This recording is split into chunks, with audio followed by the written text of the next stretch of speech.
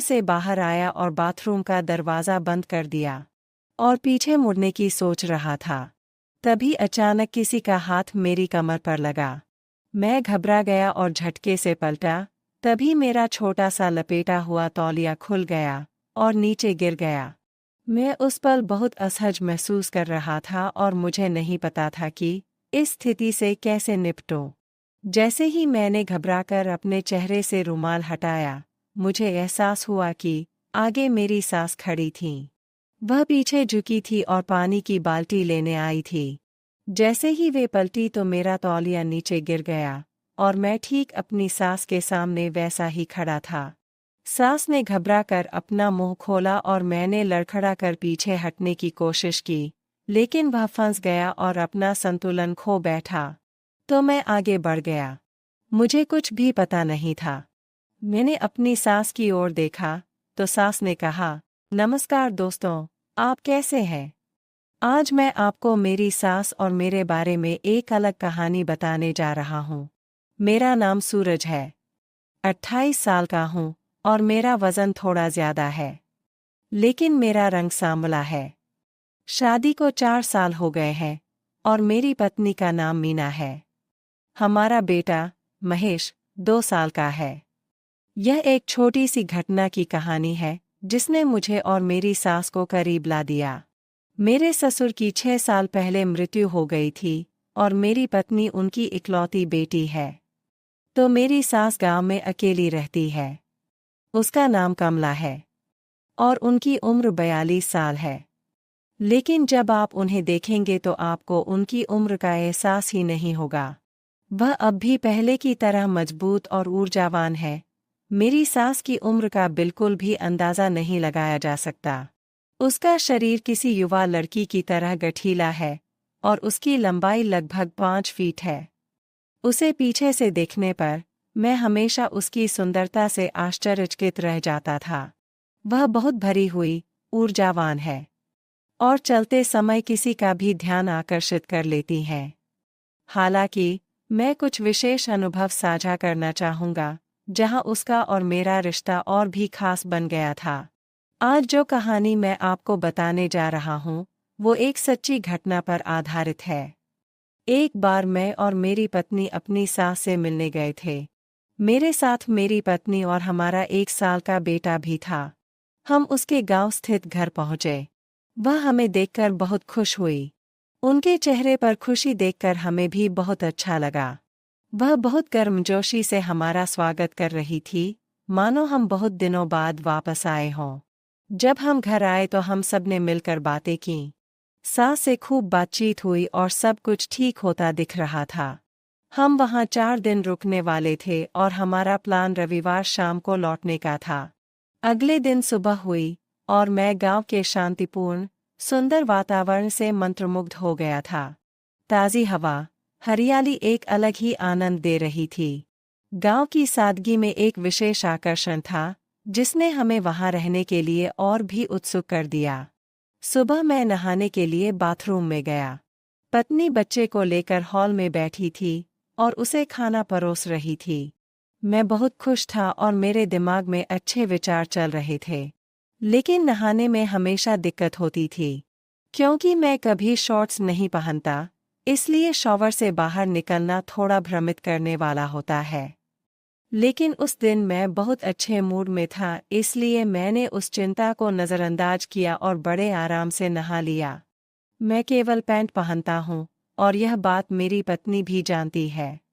नहाकर बाहर आते ही सास ने मुझे पहले ही एक तौलिया दे दिया था, लेकिन वो छोटा था। तो मैं कसकर तौलिया लपेटे, हाथ में एक बड़ा रुमाल लेकर अपना सिर पोंछते हुए बाहर आया। उस पल मैं थोड़ा असहज महसूस कर रहा था, लेकिन सोच रहा था कि मेरी सास और पत्नी के सामने यह कुछ खास नहीं है। बाहर आकर मैंने बाथरूम का दरवाज़ा बंद कर लिया और पीछे मुड़ने की सोच रहा था। तभी अचानक किसी के हाथ का कोना मेरी कमर पर लगा। मैं घबरा गया और झटके से पलटा। मेरा छोटा सा लपेटा हुआ तौलिया ढीला हो गया। उस पल मुझे बहुत असहज महसूस हुआ और मुझे नहीं पता था कि इस स्थिति से कैसे निपटूं। जैसे ही मैंने घबराकर अपने चेहरे से रुमाल हटाया, मुझे एहसास हुआ कि यह मेरी सास थी। वह पीछे झुकी हुई पानी की बाल्टी लेने आई थी। जैसे ही मैं पलटा तो मेरा तौलिया नीचे गिर गया और मैं ठीक अपनी सास के सामने खड़ा था।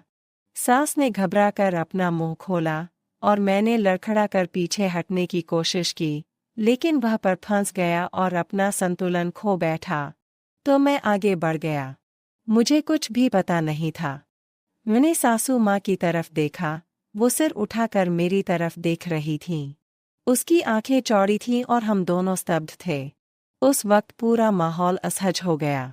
वह थोड़ा शर्मा कर मुस्कुराई और दूसरी ओर मुड़ गई। तो मैं धीरे से बाहर आया, कपड़े पहने और हॉल में बैठ गया। मैंने अपनी पत्नी को नहीं बताया और मेरी सास ने भी उसे नहीं बताया। पूरा दिन मैं अपनी सास से दूर रहने की कोशिश करता रहा। मुझे बार बार याद आ रहा था कि सुबह क्या हुआ था। दोपहर को सभी लोग एक साथ खाना खाने बैठे। मैं और सास दोनों सिर झुकाकर बातें करते हुए खाना खा रहे थे। लेकिन पूरे दिन मैंने अपनी सास की तरफ नहीं देखा। मैं चुपचाप बैठा टीवी देख रहा था। मेरे मन में केवल एक ही विचार था, उस पल के बाद हमारा रिश्ता कैसा होगा। अब रात हो चुकी थी। रात के खाने के लिए सब लोग एक साथ बैठे थे। सास और मैं एक दूसरे के सामने बैठे थे। सास सिर झुकाए खाना खा रही थी और बातें कर रही थी। आज घर में हर तरफ सन्नाटा क्यों है? शायद मेरी पत्नी को इस बात का ध्यान नहीं रहा। फिर रोज की तरह हम सब एक साथ हॉल में सो गए। मैं हॉल में सोया था, दाहिनी ओर सास, बीच में मेरी पत्नी और बेटा और बाईं ओर मैं सोया था। अब रात के 11:30 बज रहे थे। मेरी पत्नी भी सो रही थी, लेकिन मैंने उसे परेशान करने का फैसला नहीं किया। मेरी सास दाहिनी ओर सोई थी, इसलिए मेरे पास बीच में सोने के अलावा कोई विकल्प नहीं था। सास साड़ी पहने हुए थी। फिर मैंने लाइट बंद कर दी और हॉल में पूरा अंधेरा हो गया। ऐसे ही कुछ समय बीत गया और घड़ी में 12:30 बज रहे थे। मुझे अपनी सास का हिलना महसूस होने लगा। उन्हें नींद नहीं आ रही थी। मैं सीधा लेट गया और अपनी सास की तरफ देखा। सास मौके पर ही घूम रही थी। कभी वो मुझे देख रही थी तो कभी सीधी सो रही थी। मुझे सुबह का दृश्य याद आने लगा और यह विचार आते ही मैंने जोर से आह भरी। मैं आंखें बंद करके अपनी सास के बारे में सोच रहा था। तभी अचानक अंधेरे में किसी ने मेरी छाती को छुआ। मैंने घबराकर अपनी आंखें खोली तो मेरी सास मेरे बगल में आकर सो रही थी। वो मेरे पास आकर बैठ गई। पहले तो वो मेरे महाराजा के ऊपर अपना हाथ फिराने लगी। ससुर जी की मृत्यु को 6 वर्ष हो गए थे। उसकी रानी बहुत दिनों तक भूखी रही थी। मैंने उसकी भूख देख ली थी। फिर इस समय को बर्बाद न करते हुए मैंने उसकी इच्छा पूरी करने की तैयारी शुरू कर दी। सासू माँ के कोमल हाथ मुझे एक अलग ही अनुभव दे रहे थे, जो मुझे मेरी बीवी ने कभी नहीं दिया। फिर सास साइड में आकर सो गई। अब मैं बिल्कुल पागल हो गया था। सास ने आवाज़ थोड़ी ऊंची कर दी, लेकिन सौभाग्य से मेरी पत्नी अभी भी सो रही थी। लेकिन अब अगर वो जाग गई तो मुझे और सास को ऐसे देखकर क्या कहेगी। मैंने अपनी गति बढ़ा दी। काम पूरा होते ही मैं वापस उन दोनों के बीच में जाकर सो गया। उस दिन के बाद मेरी सास मेरी सबसे अच्छी दोस्त बन गई। काफी समय बाद उसने अपनी रानी की भूख मिटाई। मैं भी संतुष्ट हो गया और हमने खूब मज़ा किया। और जब तब समय मिलने पर हम ऐसा करता है। दोस्तों, आपको कहानी कैसी लगी मुझे ज़रूर बताएं। और अगर कहानी पसंद आई हो तो वीडियो को लाइक और चैनल को सब्सक्राइब करना ना भूलें। तो आपको हर दिन नई कहानियाँ सुनने को मिलेंगी। धन्यवाद दोस्तों।